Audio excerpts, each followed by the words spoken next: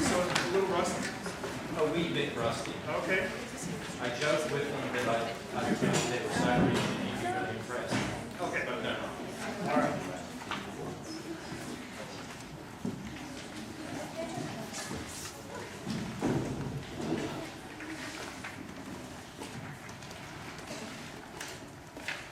Can you tell me what I have for time here? Yes, we go until 5 o'clock. 5 o'clock. Here we are.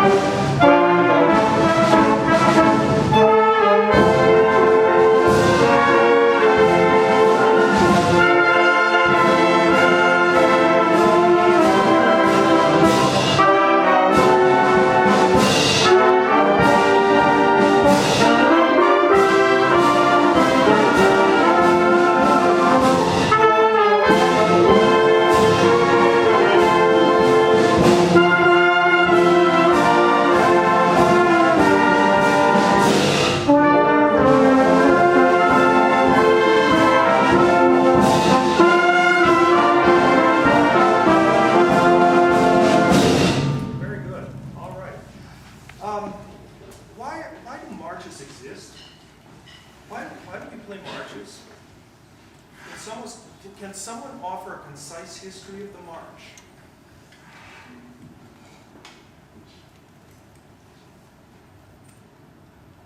Another question. What are marches used for? Marching. Who usually does the marching? Soldiers. Ah, now we're getting to it.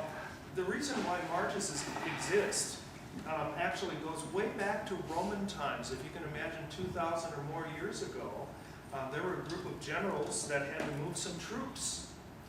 They were on this hill, and they had to move them over to this hill. And they found out that if there was a steady beat for their footsteps, they could actually move those troops from here to there more efficiently and more quickly than if they just said, hey, you guys, we'll meet over there. And so, first of all, it started with percussion. There was that drum beat. If any of you have ever seen the movie Ben-Hur, and when they're doing that rowing scene, and you see the guy, ramming speed and all that sort of thing, Ben-Hur, boy, this is a tough group here. Yeah. They live under a rock. Apparently so. If you have a chance to watch Ben-Hur, they have rowing speed, and then they have ramming speed with these boats, and the slaves have to go either faster or slower based on these beats that another slave gives. Well, this is all kind of based on historical knowledge, and so they found that they could move troops from point A to point B very, very efficiently with this beat happening. Then they found out that the morale of the troops would go way up if there was a melody accompanying that drum beat. So from then on, marching bands, kind of a different set of instruments back then. Valves weren't quite used yet, keys weren't invented, but nonetheless they had bugles and fifes, drums, and you can see how it evolved into a regular regimental band. This was indeed a great way of making the troops feel better about having to slog through in 90-degree heat and mosquitoes and 5-mile marches because they got to listen to music. It was one of those transforming experiences ensuring a good march could be for our morale, our spirit, and that's why to this day they're really quite popular. Even popular among people who would claim to not have a musical ear. So what makes a march a march? If I said to you folks, what is march style? What would you offer?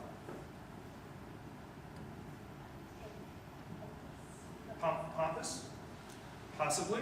There are royal marches, are there not? When the king marches forth. There's also like accents. Articulations in this case, right? Why would there be articulations that would be different in this piece as opposed to, say, an Irish ballad? Because we're not moving troops in an Irish ballad. We're singing a love song to someone that we really love, right? I mean, it's a different musical message in this case.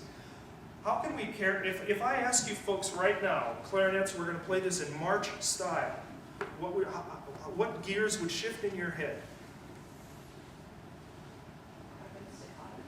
More staccato, perhaps? Saxophones? What else? Contribute to this. What would make a piece march style? If I would stop you and say, no, we want this more march style. More staccatos. What else?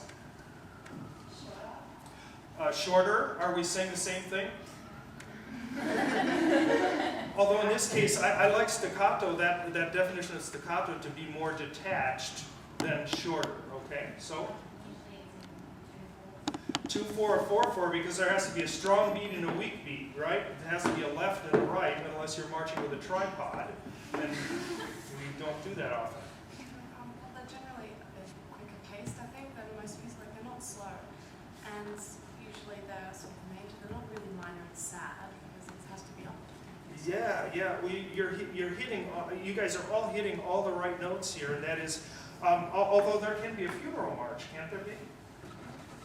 So we use funeral marches as a way to get the casket from here, point A to point B, and so there could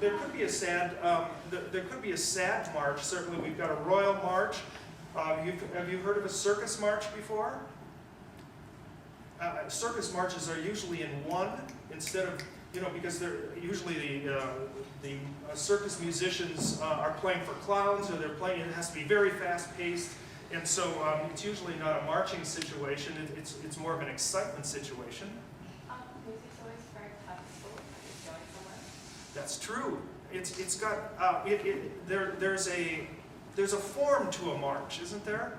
And usually you'll find a trio to a march, and there's an introduction and a first string and a second string. I want to talk specifically today, I'm going to get rid of your cheat sheet here.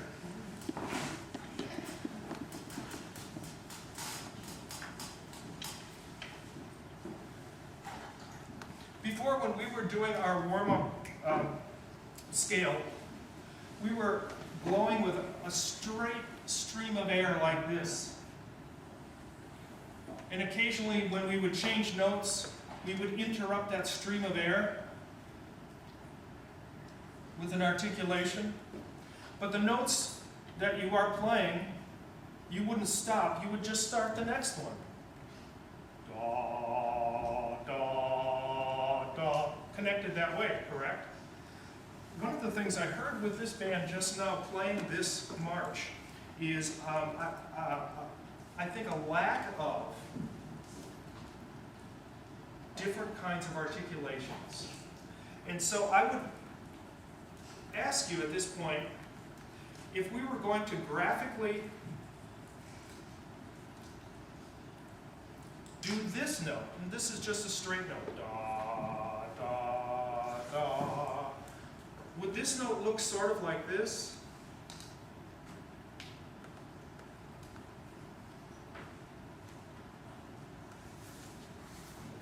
Is that fair? And that is, the note would not be sustained, it would not bump up against each other, there would actually be a gap of sound in there. Now, what do we do with this note? An accent.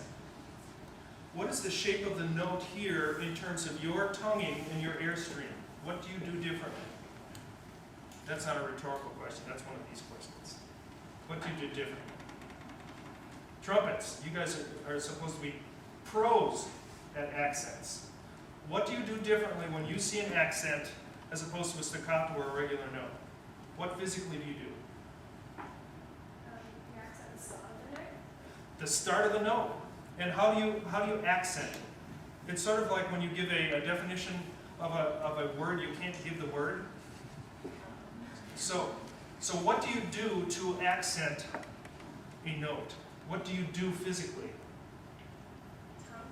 Tongue harder. So would it be fair to say that the front end of the note is louder than the back end of the note?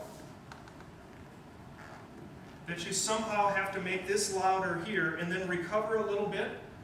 Because if you just made a note louder, then it just, like this, and didn't recover, then it would be just a louder dynamic, right? So think about what you're doing. Take a look at your music. If you see any of these accents in the march thus far. And are you no, there's one other thing that you need to do other than start the note loud. And you're on the right track.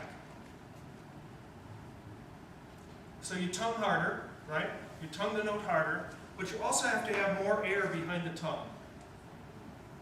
Ta, ta, ta. You know, there's a kind of faster air immediately behind the tongue, and then you recover. So wouldn't it be fair to say, if we're going ta, ta, ta, this way, ta, ta, ta, lighter here, perhaps this would be the graphic